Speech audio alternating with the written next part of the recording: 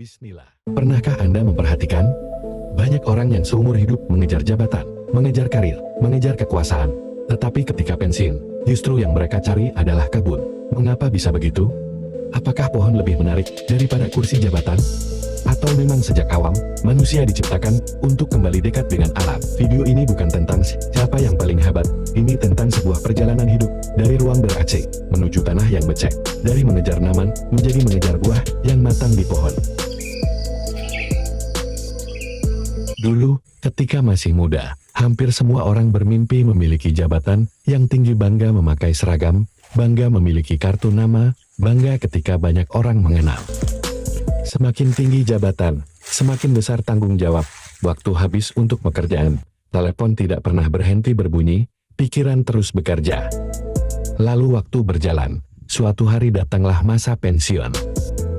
Yang dulu setiap pagi ditunggu banyak orang, kini rumah terasa lebih sepi, jabatan selesai, ruang kerja berganti menjadi ruang tamu.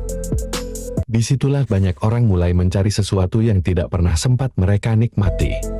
Ada yang memancing, ada yang beternak. Memang benar bahwa manusia terikat secara psikologis dengan alam. Berdasarkan sains, berada di dekat alam atau tanaman dapat melepaskan hormon serotonin dan endorfin yang menurunkan stres. Inilah mengapa banyak pensiunan beralih menjadi petani atau pekebun. Ada beberapa alasan kuat di balik fenomena ini.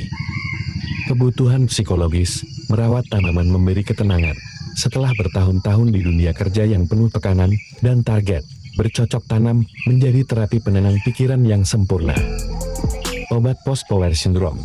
Saat pensiun, seseorang sering kehilangan rutinitas dan kekuasaan, menanam dan melihat tanaman tumbuh memberikan kepuasan serta rasa pencapaian baru yang nyata. Makna filosofis, bertani mengajarkan kesabaran, keikhlasan, dan syukur, nilai-nilai yang dicari orang di hari tua. Dan tidak sedikit yang memilih menanam pohon pada saat pensiun. Kenapa? Karena tanaman tidak peduli siapa kita, pohon tidak pernah bertanya, dulu jabatanmu apa? Tanaman hanya mengenal satu bahasa, perhatian. Kalau dirawat, dia tumbuh. Kalau disiram, dia segar. Kalau dipupuk, dia berbuah di kebun. Semua manusia menjadi sama. Yang membedakan hanyalah siapa yang mau belajar dan siapa yang mau sabar. Saya sering berpikir, mungkin bukan karena pensiun membuat orang mencintai pertanian, tetapi karena setelah hiruk-pikuk kehidupan mereka akhirnya punya waktu untuk menikmati proses yang selama ini terlewat. Bertani mengajarkan sesuatu yang tidak bisa dibeli, kesabaran, keikhlasan, dan menerima bahwa tidak semua hasil bisa dipaksa datang lebih cepat. Menanam alpukat, misalnya, hari ini kita menanam, besok belum tentu tumbuh, bulan depan belum tentu berbunga. Bahkan bertahun-tahun kemudian baru memberi hasil. Tetapi justru disitulah letak kenikmatannya, kita belajar bahwa hidup bukan hanya tentang seberapa cepat sampai tujuan, melainkan tentang menikmati setiap prosesnya. Kalau hari ini Anda masih sibuk bekerja, semoga suatu saat nanti tetap memiliki kesempatan untuk dekat dengan alam. Dan kalau hari ini Anda sudah mulai bertani, bersyukurlah, karena mungkin Anda sedang menikmati sesuatu yang kelak akan dicari banyak orang ketika masa pensiun tiba.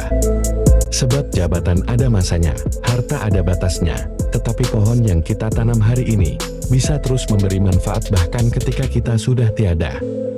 Kalau Anda setuju, tuliskan di kolom komentar, suatu hari nanti, saya ingin punya kebun yang menjadi tempat pulang. Jangan lupa subscribe agar kita terus belajar bersama tentang kehidupan dan pertanian.